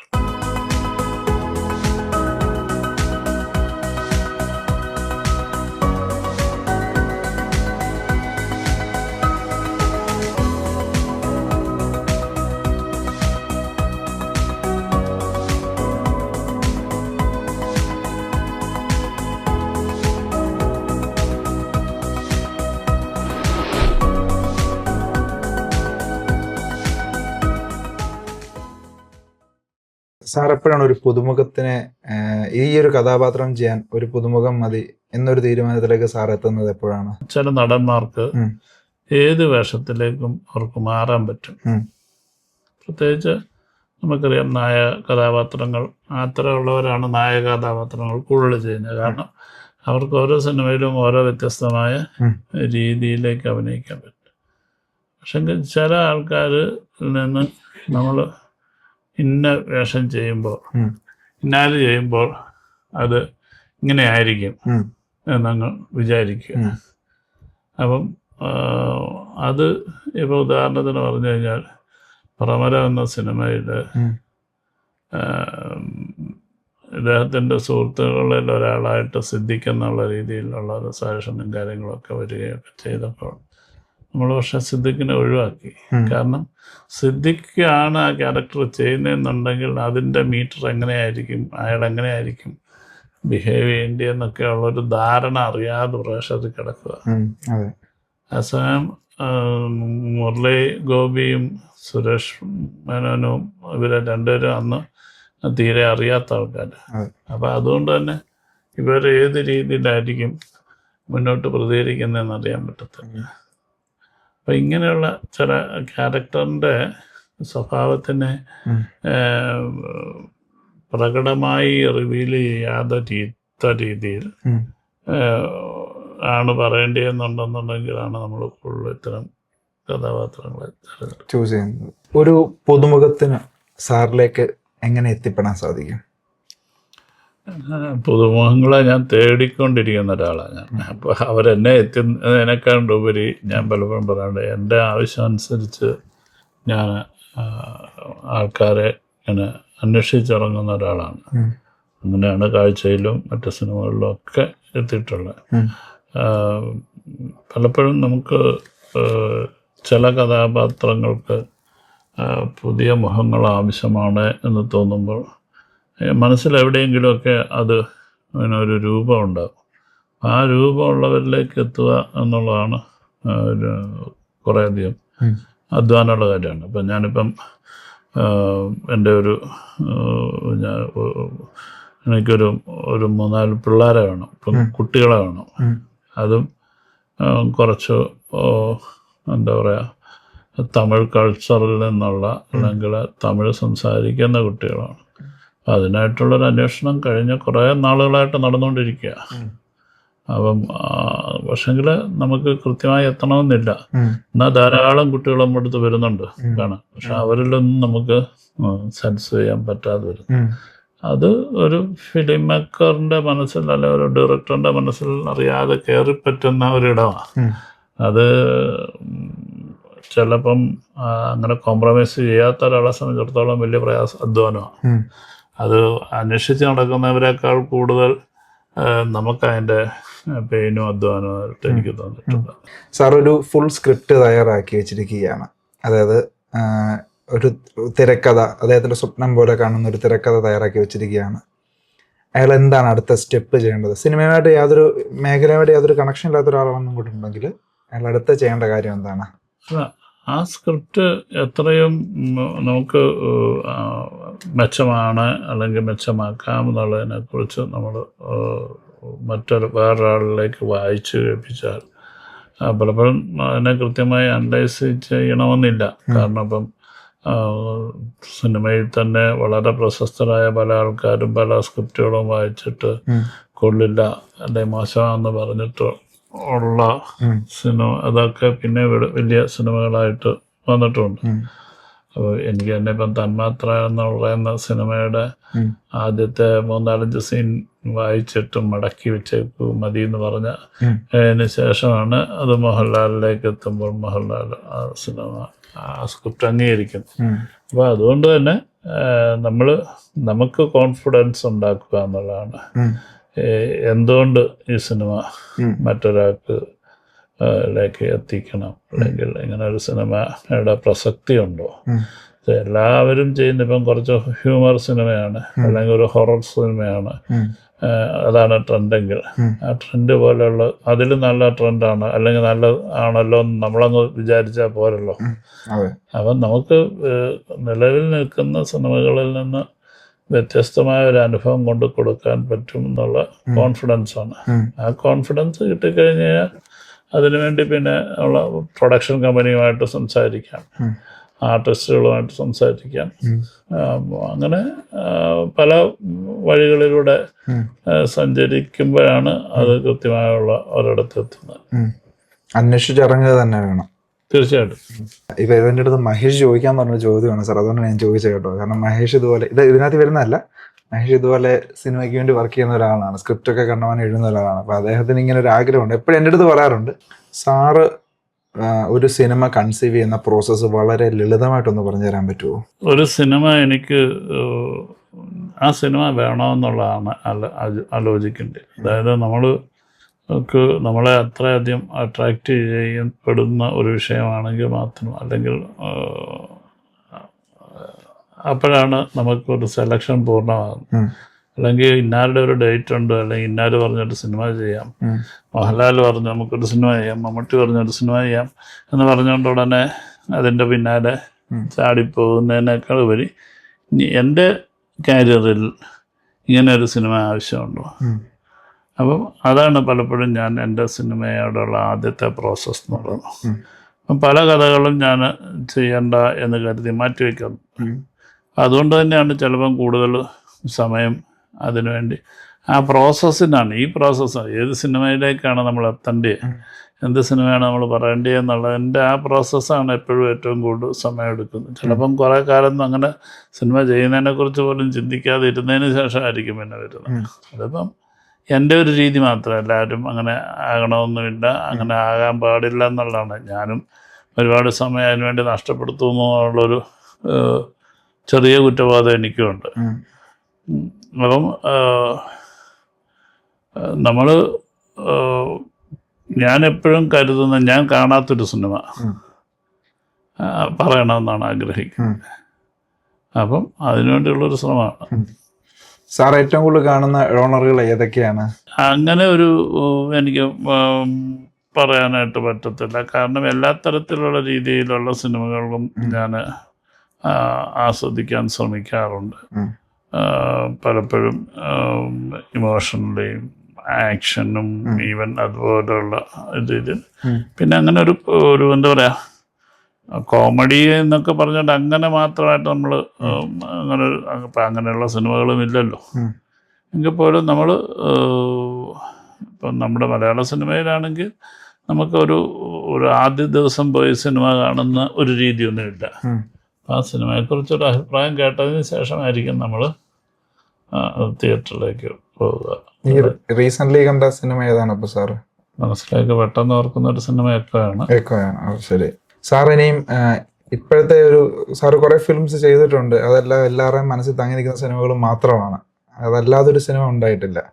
സാറിന് ഇനിയും ചെയ്യാൻ താല്പര്യപ്പെടുന്ന ഒരു ജോണർ എങ്ങനത്തെയാണ്? ഞാൻ അടുത്ത് തന്നെ ചെയ്യണമെന്ന് വിചാരിക്കുന്ന 2 സിനിമകളുടെ വർക്കുകളാണ്. ഒന്ന് ഞാൻ ഓൾറെഡി അതിൻ്റെ ഒരു സ്ക്രിപ്റ്റ് കഴിഞ്ഞിരിക്കുന്നതാണ്. ആടുജീവിതത്തിന് എൻ്റെ ഒരു ഗ്യാപ്പിലൊക്കെ ചെയ്തിരുന്ന മലയാളം മൂവി അല്ല സാർ? മലയാളം. അതൊരു ചിൽഡ്രൻസ് മൂവിയാണ്. അതിന് കാസ്റ്റിംഗ് ആണ് വളരെ പ്രയാസപ്പെട്ട് നടത്തിക്കൊണ്ടിരിക്കുകയാണ്. അത് എവിടെയും എത്താത്തത് കൊണ്ടാണ് നമ്മൾ അതിങ്ങനെ പെൻഡിങ്ങിക്കുന്നത്. ഇപ്പം റീസെൻ്റായിട്ട് ചെയ്തുകൊണ്ടിരിക്കുന്ന സിനിമയെക്കുറിച്ച് ഞാൻ പിന്നീട് സംസാരിക്കാം. തീർച്ചയായും. അതിൻ്റെ ഒരു എഴുത്തിൻ്റെ ഘട്ടത്തിൽ മാത്രമാണ്. ബ്ലസ്സി എന്ന മനുഷ്യൻ ഇന്ന് കാണുന്ന ബ്ലസ്സിയായി മാറാനുള്ള കാരണക്കാരൻ ആരാണെന്നാണ് സാർ വിശ്വസിക്കുന്നത്? ആദ്യം എൻ്റെ ഓർമ്മയിലേക്ക് എത്തുന്ന എൻ്റെ അമ്മയുടെ പേരാണ്. അമ്മ ആണ് എനിക്ക് ഇന്നും എനിക്ക് 16 വർഷം മാത്രമേ ഞാൻ അമ്മയോടൊപ്പം ജീവിച്ചിട്ടുള്ളൂ. അപ്പം അന്ന് അമ്മ നൽകിയിട്ടുള്ള സ്നേഹവും കരുതലും ജീവിതത്തിനെ കുറിച്ചുള്ള അമ്മയുടെ ഒരു പേഴ്സണാലിറ്റിയും ഒക്കെ തന്നെയാണ് എന്നെ ഏറ്റവും കൂടുതൽ. പലപ്പോഴും നമ്മൾ നമ്മുടെ യൗവനഘട്ടങ്ങളിലൊക്കെ പലപ്പോഴും നമ്മൾ വഴിതെറ്റിപ്പോകാവുന്ന ഘട്ടങ്ങൾ വരുമ്പോൾ എൻ്റെ അമ്മ ഉണ്ടായിരുന്നെങ്കിൽ എന്ന് വരെ, കാരണം അത്രയധികം നമ്മളെ കുറിച്ച് വിശ്വസിച്ചിരുന്നു ഒരാളാണ്. അപ്പം അമ്മ തന്നെയാണ് എനിക്ക് ആ തരത്തിൽ പറയാൻ പറ്റുന്ന ആദ്യത്തെ വ്യക്തിത്വം. രണ്ടാമത്തെ വ്യക്തിത്വം എൻ്റെ ഗുരു പി പത്മരാജൻ. അദ്ദേഹത്തിൽ നിന്ന് മനസ്സിലായി, ഞാനിപ്പോൾ ഇപ്പോഴും ഓരോ സിനിമ ചെയ്യുമ്പോഴും അദ്ദേഹത്തിന് ദോഷമുണ്ടാവരുത്, അദ്ദേഹത്തിൻ്റെ ഒരു ശിഷ്യൻ എന്നുള്ള രീതിയിൽ ഞാൻ അറിയുകയും അദ്ദേഹത്തിന് അപമാനം ഉണ്ടാകുന്ന തരത്തിൽ ഞാൻ ഒരു സിനിമ ചെയ്യുകയും ചെയ്യാൻ പാടില്ല എന്നുള്ളൊരു ആഗ്രഹത്തോടു കൂടിയാണ് ഞാൻ ആദ്യമായി പേന കയ്യിലെടുക്കുമ്പം പ്രാർത്ഥിക്കുകയും ഓർക്കുകയും ചെയ്യാറുണ്ട്. അപ്പം അദ്ദേഹത്തിനെ പോലുള്ളൊരു വലിയ ഒരാളോടൊപ്പം കുറേ വർഷങ്ങൾ ഒരു 7 സിനിമകൾ കൂടെ നിന്ന് വർക്ക് ചെയ്യാൻ പറ്റി എന്ന് പറയുന്നത് അത് എല്ലാ തരത്തിലും. ഞാൻ ഭ്രമരം എന്ന സിനിമ എഴുതി ലാലേട്ടനെ ഞാൻ വായിച്ച് കേൾപ്പിക്കുമ്പോൾ ഷാജി കൈലാസിൻ്റെ ഒരു സെറ്റിലോട്ട് രാവിലെ ഞങ്ങൾ പോയി ഒരുമിച്ച് വണ്ടിയിൽ യാത്ര ചെയ്തുകൊണ്ടാണ് അതിൻ്റെ അവസാന സീക്വൻസുകൾ വായിക്കുന്നത്. വണ്ടി അവിടെ ലൊക്കേഷനിൽ നിർത്തിയിട്ട് അദ്ദേഹം ഇറങ്ങാതെ ബാക്കി കേൾക്കുക. കേട്ടതിന് ശേഷം എൻ്റെ വായിച്ച് തീർന്നതിന് ശേഷം എൻ്റെ കൈ പിടിച്ച് ഉമ്മ കണ്ടു. എന്നിട്ട് പറഞ്ഞ്, പപ്പേട്ടൻ നിൻ്റെ കൂടെ ഉണ്ട്, എവിടെയോ നിന്നെ അദ്ദേഹം അനുഗ്രഹിക്കുന്നുണ്ട് എന്ന് പറയും. അപ്പം നമുക്കൊരു റൈറ്റർ എന്നുള്ള രീതിയിൽ നമുക്ക് കിട്ടാവുന്ന വലിയൊരു ബഹുമതിയാണ്. അപ്പം അത് തന്നെയാണ് എനിക്ക് തോന്നിയിട്ടുള്ളത്. ഒരു അദൃശ്യമായ ഒരു അനുഭവങ്ങളിലൂടെ സഞ്ചരിക്കുമ്പോൾ മാത്രമാണ് ഞാൻ ഒരു എഴുത്തുകാരനാകുന്നത്. അല്ലാത്ത ഞാൻ ഒന്നുമല്ല, സാധാരണക്കാരിൽ സാധാരണക്കാരനായ ഒരാളാണ്. അപ്പോൾ അങ്ങനൊരു ഭാഗ്യവും അത് എനിക്കൊന്ന് ഒരുപാട് ബാലോകോല പറയട്ടെ, മാലാഖമാരെടുത്ത് പ്രാർത്ഥിച്ച് കാത്തിരിക്കുമെന്നൊക്കെ പറയും. എന്ന് പറയുന്നതിൻ്റെ തൊട്ട് തന്നെ ഗുരുക്കന്മാരുടെ, ഈശ്വരൻ്റെ, അമ്മയുടെ ഒക്കെ അനുഗ്രഹമായിരിക്കും. സാറിൻ്റെ ചെറുപ്പകാലത്ത് സാറ് സിനിമയ്ക്ക് വേണ്ടിയിട്ട് കുറേ നാട്ടിൽ തന്നെ തിരുവല്ലയിൽ തന്നെ അലഞ്ഞു നടന്നതാണ്. അതിനുശേഷമാണ് സാറിനിങ്ങനെ കുറച്ച് അവസരങ്ങൾ വന്നതും സാർ അതിനെ ക്യാച്ച് ചെയ്ത് മുന്നോട്ട് പോയതും ഇന്ന് നിൽക്കുന്ന ഈ ഒരു അവസരത്തിലോട്ട് വന്നതും.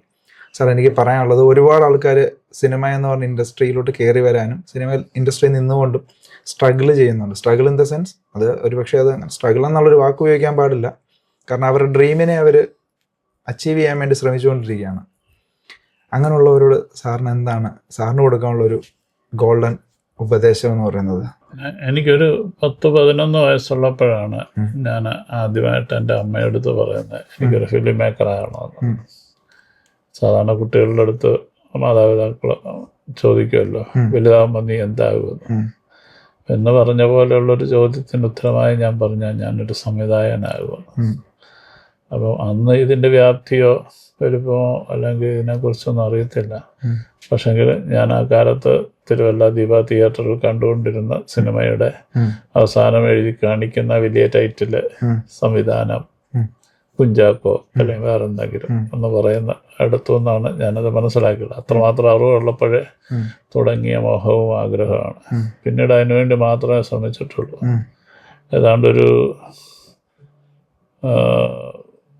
18 വർഷക്കാലം ഗ്രാജുവേഷൻ കഴിഞ്ഞിട്ട്, ഡിഗ്രി കഴിഞ്ഞിട്ട് 18 വർഷക്കാലം അതിനുവേണ്ടി അലഞ്ഞപ്പോഴും കൂടെ ഉണ്ടായിരുന്നവരൊക്കെ പല വഴിക്ക് പിരിഞ്ഞപ്പോഴും പല സാഹചര്യങ്ങളിൽ വിദേശത്തോ മറ്റു വിദേശങ്ങളിലോ ഒക്കെ പോയി മറ്റു ജോലികളിൽ പ്രവേശിക്കാമായിരുന്നു, അല്ലെങ്കിൽ മറ്റു ജോലികൾ ചെയ്യാമായിരുന്നു, ബിസിനസ്സുകൾ ചെയ്യാമായിരുന്നു.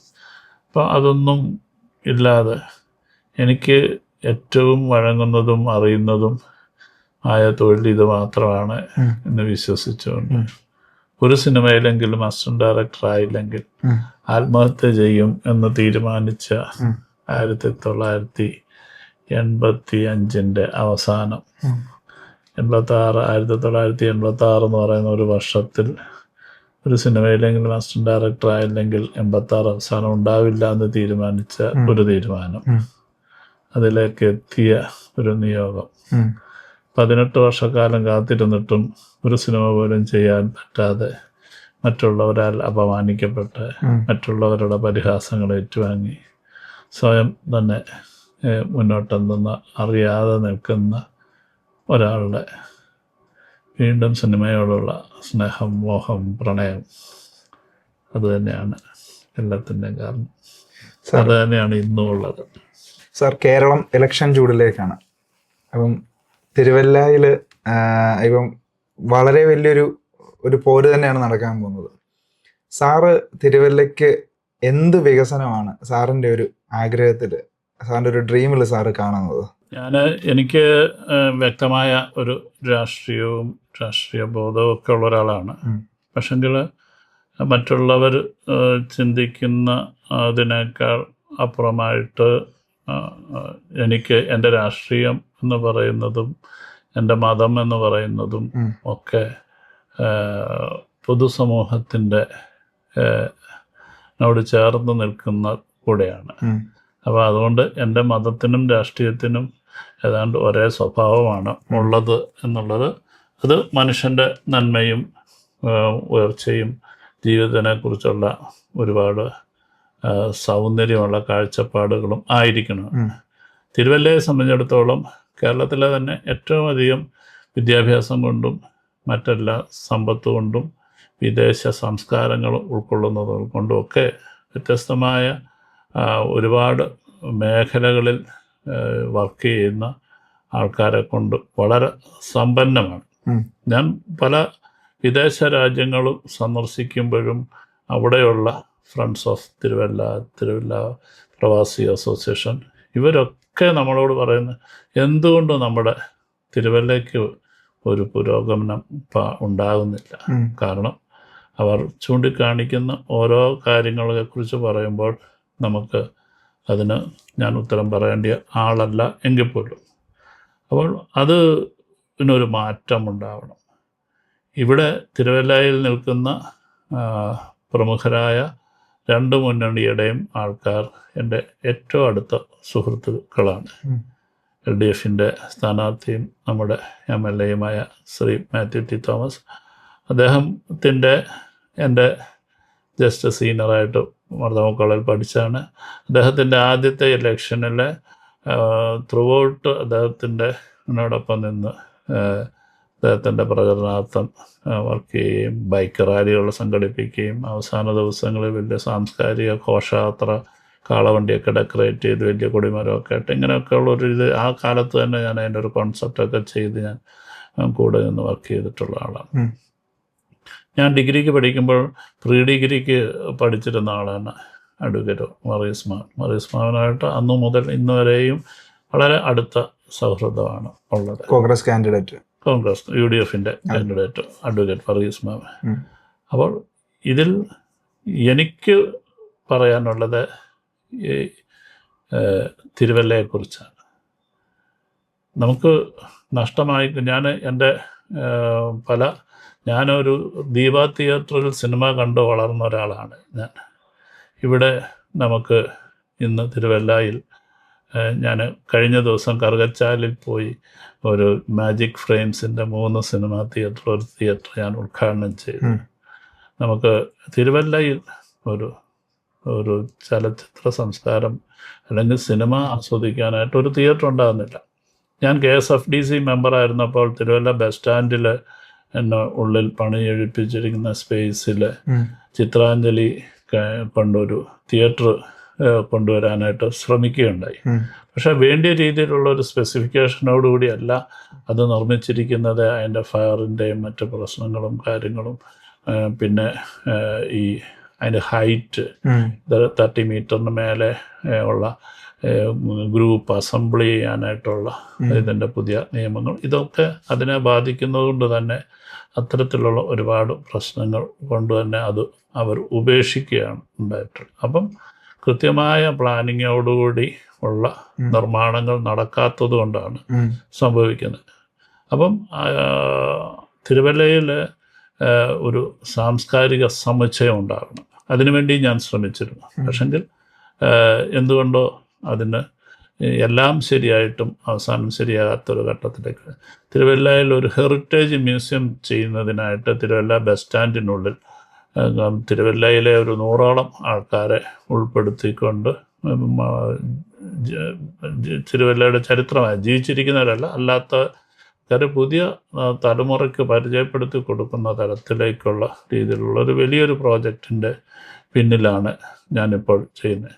പക്ഷെങ്കിൽ അതിനെയൊക്കെ പ്രോത്സാഹിപ്പിക്കുന്ന തരത്തിലേക്കോ അല്ലെങ്കിൽ അതിനെ എതിർക്കുന്ന തരത്തിലേക്കുള്ള രീതിയിലാണ് ഔദ്യോഗിക തലങ്ങളിലൊക്കെ നമുക്ക് കിട്ടുന്നത്. അപ്പോൾ ഇതിനൊരു കൃത്യമായൊരു നേതൃത്വം നമുക്കുണ്ടാവുകയും ഒക്കെ ചെയ്യുമ്പോൾ ഇതിന് ഒരു ഇച്ഛാശക്തിയോടുകൂടി മുന്നോട്ട് പോകണം. ഞാൻ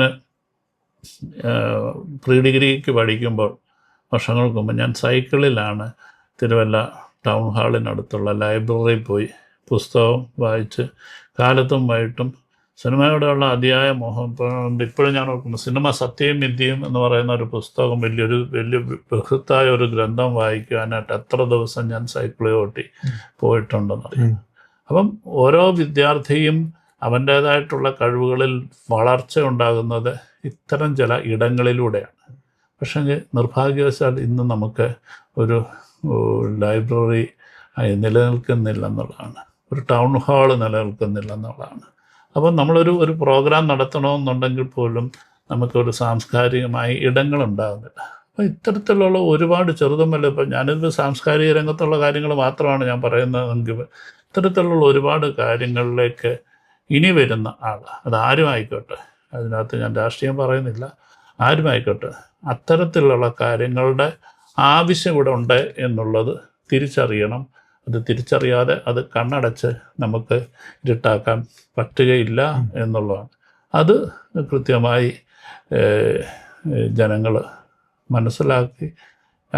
മനസ്സിലാക്കണമെന്നുള്ളൊരു അഭ്യർത്ഥന മാത്രമേ എനിക്കുള്ളൂ. ആർക്ക് വേണേലും വോട്ട് ചെയ്യാം, ആർക്ക് വേണേലും ഇതൊക്കെ സാധിച്ചെടുക്കാം. അത് തിരുവല്ലയുടെ ആവശ്യം, പബ്ലിക് സ്റ്റേഡിയം നമുക്കൊരു ഇൻ്റർനാഷണൽ ലെവലിലേക്ക് ഉയരുന്ന തലത്തിലേക്ക് സ്റ്റേഡിയത്തിനെ കൊണ്ടുവരുമ്പോൾ എത്ര ചെറുപ്പക്കാർക്ക് നമുക്ക് അവിടെ പ്രാക്ടീസ് ചെയ്യാൻ പറ്റും, എത്രയോ പ്രതിഭകളെ നമുക്ക് സൃഷ്ടിച്ചെടുക്കാൻ പറ്റും. ജിംനേഷ്യം അതുപോലെയുള്ള ജീവിതത്തിൻ്റെ സായാഹ്നങ്ങളിൽ അല്ലെങ്കിൽ വാർദ്ധക്യത്തിലുള്ളവരെ, പെൻഷൻ ആയ ആൾക്കാർക്കൊക്കെ ചേർന്ന് അവർക്ക് അവരുടെ ആരോഗ്യ പരിപാലനം മാത്രമല്ല മാനസികമായിട്ടൊക്കെ വലിയ ലെവലിലേക്കൊക്കെ കൊണ്ടുവരാൻ പറ്റും. നമ്മൾ സ്വപ്നം കാണുന്നതിന് എൻ്റെ സ്വപ്നം അതൊക്കെയാണ്. എന്ന് വെച്ച് കഴിഞ്ഞാൽ ഭയങ്കര ഒരു കോംപ്ലക്സ് എന്ന് വെച്ച് കഴിഞ്ഞാൽ അതിൻ്റെ അകത്ത് ഈ കൾച്ചറൽ സെൻറ്ററും ഒക്കെ ഉണ്ടാകണം, മ്യൂസിയം ഉണ്ടാകണം, ആംഫി തിയേറ്റർ ഉണ്ടാകും. ഈവൻ കമൽഹാസൻ തിരുവല്ലയിൽ വന്നപ്പോൾ ഈ പൃഥ്വിരാജ് തിയേറ്റർ ബോംബെയിലെ മാതിരിയുള്ള ആർട്ട് ഫോമിൻ്റെ ഒരു തിയേറ്റർ തന്നെ ഉണ്ടാകണം, ഒരു ആംഫി തിയേറ്റർ ഉണ്ടാകണം. ഇതിനൊക്കെ അവിടെയുള്ള സോഴ്സസ് ഉണ്ട്, ഇവിടെയുള്ള കലാകാരന്മാരൊക്കെ ഉണ്ട്. പക്ഷെ അവരെയൊക്കെ ഉപയോഗിക്കുന്ന തരത്തിലേക്ക് കൊണ്ടുവരാനായിട്ട് ഇവിടുത്തെ സർക്കാർ, മുനിസിപ്പാലിറ്റിക്കും ഇവിടുത്തെ പ്രതിനിധിക്കും കഴിയട്ടെ എന്നുള്ള അതിന് ഒരു തിരുവല്ലയിൽ ജനിച്ചു വളർന്ന തിരുവല്ലയുടെ മണ്ണിനെ സ്നേഹിക്കുന്ന ഒരാളെന്നുള്ള രീതിയിൽ ഞാൻ എന്നും അവരോടൊപ്പം ഉണ്ടായിരിക്കും. അതാരായാലും. പക്ഷെങ്കിൽ ഇത് കണ്ടില്ല എന്നുള്ളത് ഇനിയെങ്കിലും നടിക്കാൻ പാടില്ല എന്നുള്ളൊരു വലിയൊരു അഭ്യർത്ഥന മാത്രമേ എനിക്കുള്ളൂ. സാർ, തിരുവല്ല ഒരു വൃദ്ധസദനമായി മാറുന്നു എന്നുള്ളൊരു അഭിപ്രായത്തിനോട് സാർ എത്രത്തോളം യോജിക്കുന്നുണ്ട്? വൃദ്ധസദനം എന്നുള്ള ഒരു വാക്ക് മാത്രമാണ് പ്രശ്നം. എല്ലാ രാജ്യത്തും എല്ലാ ലോകത്തെമ്പാടുമുള്ള സ്ഥലങ്ങളിലും നമ്മുടെ എന്താ പറയുക, ആയുസ്സും ആരോഗ്യവും കൂടുന്നതനുസരിച്ച് വൃദ്ധരായ ആൾക്കാർ കൂടിക്കൊണ്ടിരിക്കും. പക്ഷെ അവിടെ യുവാക്കളില്ല എന്ന് പറയുന്നത് ഒരു തെറ്റായ സങ്കല്പമാണ്. വൃദ്ധസദനം എന്ന് പറഞ്ഞാൽ വൃദ്ധരുടെ ജീവിതത്തിനെ കൂടുതൽ മെച്ചമാക്കുവാനായിട്ട് കഴിയണം. ഇവിടെ മെച്ചമാക്കാൻ കഴിയുന്ന തരത്തിലുള്ള ഇൻഫ്രാസ്ട്രക്ചേഴ്സ് ഉണ്ടാകണം, അവർക്ക് വെൽനസ് സെൻറ്റേഴ്സ് ഉണ്ടാകണം, ഹെൽത്ത് ക്ലബ്ബുകൾ ഉണ്ടാവണം, അവർക്ക് കൂടി ഇരുന്ന് സംസാരിക്കാനും ഞാൻ ഒരു ഘട്ടത്തിൽ ഈ വൃദ്ധരായ 60 വയസ്സിന് മുകളിലുള്ള ആൾക്കാരെ വെച്ചിട്ട് ഒരു നാടകം നടത്തണമെന്ന് വരെ ആഗ്രഹിക്കുന്ന ഒരാളാണ്. അവർക്കൊരു ക്യാമ്പ് നടത്തണമെന്ന് ആഗ്രഹിക്കുന്ന ഒരാളാണ്. പക്ഷെ ഞാൻ എവിടെ നടത്തും? ഏത് വഴി വെച്ചിട്ട് എനിക്ക് നടത്താൻ പറ്റത്തില്ല. ഇവിടെ ഒരു തിയേറ്റർ ഇല്ല, ഒരു ആംഫി തിയേറ്റർ ഇല്ല, ഒരു പൊതു ഇടമില്ല, ഒരു കമ്മ്യൂണിറ്റി ഹാളില്ല. പിന്നെ ഞാൻ എവിടെ നടത്തും? അപ്പം ഞങ്ങൾ ഒരു MG7 ഫൗണ്ടേഷൻ്റെ പേരിൽ നടത്താനായിട്ടിരുന്ന ഒരു ഏറ്റവും വലിയൊരു പ്രോഗ്രാമായിരുന്നു. അതായത് റിട്ടയർമെൻറ്റിൽ ഇരിക്കുന്ന ആൾക്കാരെ എല്ലാം ചേർത്ത് ഞാൻ ഉൾപ്പെടെ ആൾക്കാർ ചേർന്ന് നാടകം അഭിനയിക്കും. അത് നമ്മൾക്ക് പലയിടത്തും നമുക്ക് കളിക്കാൻ പറ്റുന്നിടത്ത് കളിക്കണം. അപ്പോൾ ഇത് ലൈഫിനെ കുറച്ചുകൂടെ എനർജറ്റിക് ആകാൻ പറ്റും, സൗന്ദര്യമുള്ളതാകാൻ പറ്റും. ജീവിക്കുന്ന ഓരോ നിമിഷങ്ങളും വലുതായി തന്നു. അങ്ങനെയാണ് ഇപ്പം U3 എന്ന് പറഞ്ഞുകൊണ്ട് ഗാന്ധി യൂണിവേഴ്സിറ്റിയുടെ ഒരു വലിയ പ്രോഗ്രാം തന്നെയുണ്ട്. എന്ന് വെച്ച് കഴിഞ്ഞാൽ നമ്മുടെ വാർദ്ധക്യ സമയത്ത്, നമ്മുടെ ജീവിതത്തിൻ്റെ യൗവന സമയത്ത് നമുക്ക് നടത്താതെ പോയ കാര്യങ്ങൾ നടക്കാൻ. ഇപ്പം എനിക്ക് ചെണ്ട അടിക്കണം, പഠിക്കാൻ പറ്റിയില്ല. പക്ഷേ എനിക്കത് ഇന്ന് എനിക്ക് പരിശീലിക്കാൻ പറ്റും. അല്ലെങ്കിൽ ഞാൻ മൃദംഗം വായിക്കുന്ന ഒരാളാണ്. പക്ഷേ ഞാൻ എൻ്റെ ജോലി തിരക്കിനിടയ്ക്ക് എനിക്ക് അതിനൊന്നും പറ്റിയില്ല. പക്ഷേ അങ്ങനെയുള്ള ആൾക്കാരെ വെച്ചിട്ട് ഒരു മ്യൂസിക് ട്രൂപ്പ് ഉണ്ടാക്കാൻ പറ്റും. ഉം. അവർക്ക് ഒന്ന് അവർ ലോകം മുഴുവൻ യാത്ര ചെയ്യുന്നുണ്ട്. അതെ. ഇത്തരം മൂവ്മെന്റ്സുകൾ ലോകമെമ്പാടും നടക്കുന്നുണ്ട്. ഉം. ഇത് നമ്മൾ ആർക്കും കൊള്ളാത്ത കുറച്ച് ആൾക്കാരാണ് ഈ വൃദ്ധരെന്ന് പറയുന്നത് കൊണ്ട് മാത്രമുള്ള ഒരു പ്രശ്നമാണ്. അതെ. തിരുവല്ലയിൽ മാത്രം 4000 ഡോക്ടേഴ്സ് ജോലി ചെയ്യുന്നു എന്ന് പറയുന്ന ആരെങ്കിലും വിശ്വസിക്കുക?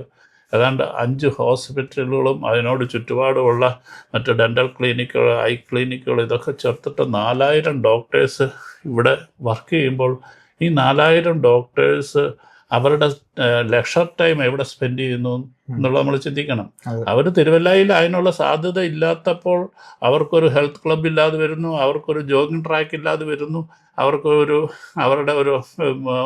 അവർക്ക് വോളിബോളോ ബാസ്കറ്റ് ബോളോ അല്ലെങ്കിൽ ഷട്ടിലോ ഇതൊക്കെ കളിക്കാനുള്ള കോർട്ടുകൾ അവർക്ക് ചിലപ്പോൾ രാത്രിയിലായിരിക്കും കളിക്കേണ്ടേ. അതെ. അപ്പോൾ ടഫുകളൊക്കെ ഉണ്ടാവണം. അങ്ങനെ ഉണ്ടാകുന്ന ഒരു വലിയൊരു കമ്മ്യൂണിറ്റി ഉണ്ടാകും. അവർ മറ്റു സ്ഥലങ്ങളിലേക്ക് പോകേണ്ടി വരും. ഇത് വരും.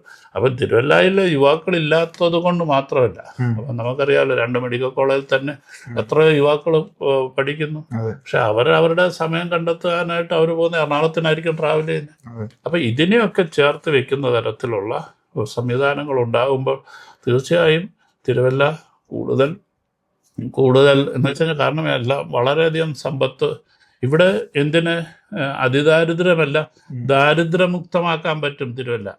കാരണം അത്രയധികം സമ്പന്നമാണ് ഈ നാട്. ഓരോ ആൾക്കാർക്കും വിചാരിച്ചു കഴിഞ്ഞാൽ ഓരോ വീട്ടിലും ഒരു തൊഴിലുണ്ടാക്കി കൊടുക്കാൻ പറ്റും, അല്ലെങ്കിൽ അവർക്ക് ഒരു തരത്തെ ആഹാരം കൊടുക്കാൻ പറ്റുന്ന തരത്തിലേക്ക് സമ്പന്നം. പക്ഷെ ഇതിനൊക്കെ ഇച്ഛാശക്തി ഉണ്ടാവണം. അതിന് രാഷ്ട്രീയത്തിനപ്പുറമായിട്ടുള്ള പ്രവർത്തനങ്ങളുണ്ടാകണം. അതിന് കഴിയണം എന്നുള്ള ആഗ്രഹമാണ് എനിക്കുള്ളത്. ഒരുപാട് സന്തോഷമുണ്ട് സാർ. കാരണം അപൂർവങ്ങളായിട്ടുള്ളൊരു ഭാഗ്യമാണ്. ഞാൻ തിരുവല്ലയിൽ ജനിച്ചു എന്നുള്ള ഒറ്റ കാരണത്തിന്റെ പേരിലാണ് ഇന്ന് എനിക്ക് ഇവിടെ ഇരിക്കാൻ സാധിക്കുന്നത് തന്നെ. അല്ലെങ്കിൽ എനിക്ക് അറിയത്തില്ല, ഒരു പക്ഷേ എനിക്ക് സാറിനെ നേരിട്ട് മീറ്റ് ചെയ്യാൻ ചാൻസസ് വളരെ കുറവാണ്. നമ്മളൊരു പ്രോഗ്രാം ചാനലായിട്ട് മുന്നോട്ട് പോകുന്നതാണ്. അപ്പോൾ കിട്ടാനുള്ള പോസിബിലിറ്റി വളരെ കുറവാണ്. അല്ലെങ്കിൽ എന്തെങ്കിലും ഒരു സമയത്ത്, ഇത്ര അടുത്ത സമയത്ത് തന്നെ കിട്ടുക എന്നുള്ളത് വളരെ ഉള്ളൊരു ഭാഗ്യമായിട്ട് ഞാൻ കാണുന്നു. അതുകൊണ്ട് സാറ് ഞങ്ങൾക്ക് വേണ്ടി ഈ ഒരു സമയം ചെലവഴിച്ചതിലും കുറേ അറിവുകൾ തന്നതിലും ഒരുപാട് നന്ദിയുണ്ട്. എനിക്കറിയാം സാർ വളരെ തിരക്കിലാണ്. എന്നിട്ട് നമുക്കിങ്ങനെ ഒരു അവസരം തന്നതിൽ എന്നും എനിക്ക് സാറിനോട് നന്ദി ഉണ്ടായിരിക്കും. അത് ഓഫ് ബീറ്റ് സ്റ്റുഡിയോയുടെ പേരിലും ഞങ്ങളുടെ ടീമിൻ്റെ പേരിലും ആ നന്ദി ഞാൻ സാറിനെ അറിയിക്കുകയാണ്. Thank you so much for the time. Thank you.